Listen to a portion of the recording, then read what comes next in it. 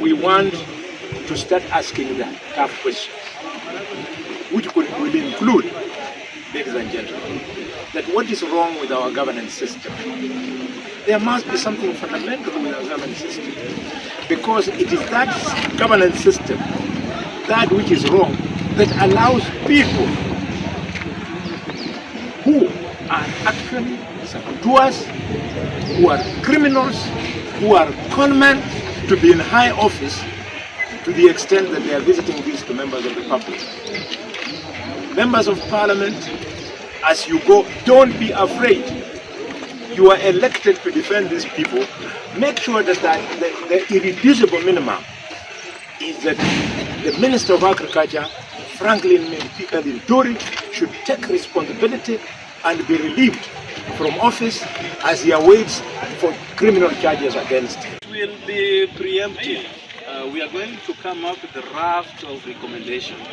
That may be part of them. But in order that we do not experience a similar occurrence in future, very drastic measures must be recommended. You are to plant at the end of March. You are now maybe you will plant in May. You are late. The safaris you've been making from Marinya or Emanyulia here to Kakamega, you have been spending money.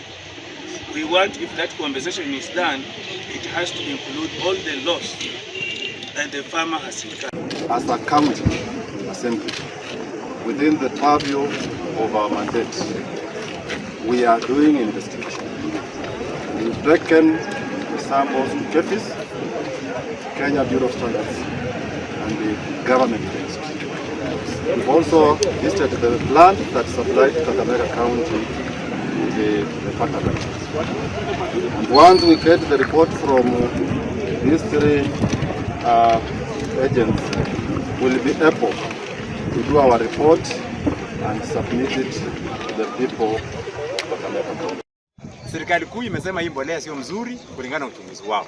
Sisi tumeuliza hapa mheshimiwa MCA wetu ambaye anafanya chini ya governor wetu wa Kakamega, ya kwamba ile mbolea yenye tumeletewa hapa kama ushahidi ni mbolea mzuri. Hii anasema alipandia, ilifanya vizuri, na huyu mwenye ameleta haikufanya vizuri. Sasa katikati ya hizi mbolea mbili, nani anadanganya mwingine? Hawa MCAs wenye tulichagua katika kaunti ya Kakamega, they should help us. Wanatakana wasaidie governor vile national MPs wanasaidia president kupata ukweli yenye inafanyika. Hatuseme governor ndiye alileta hii mbolea, but the whoever was given that responsibility to bring mbolea katika county, ndiye ameleta hii mawe yenye tulikuwa hapa hivi. Sasa how do you expect hii hali ngumu ya maisha, watu tunataka tuwe na chakula mwezi wa 8, mwezi wa 7, alafu watu wametupea mawe ndio tumeweka kwa mashamba tumepandia mahindi. Seriously. Alafu MCA anakuja kusema hapa I'm not sure that he cannot cheat us. Hapo atudanganya namna gani? Hata amejua hii sio mbolea mzuri. Yeye kwake anajua sio mbolea mzuri. Lakini kwa sababu anaogopa mileage na ile kidogo kidogo anapewa huko, anatuambia ataendelea tumpandie, tutaangalia compensation. Compensation mwaka mzima. Tutakula nini mwezi wa 8? So we are telling our MCAs, sisi tuko na nyinyi, kama tuliwapea miaka 5 na umeenda hapo kulala, hamtusaidii, tunawakujia mmoja mmoja. Hasa kama huyu mwenye anasema he not sure. Huyu mwenye alichagua aliharibu kabisa wakati wao kuchagua huyu. Huyu nani alichagua huyu? We are not very happy. Na ile kazi inaendelea katika kaunti ya Kakamega.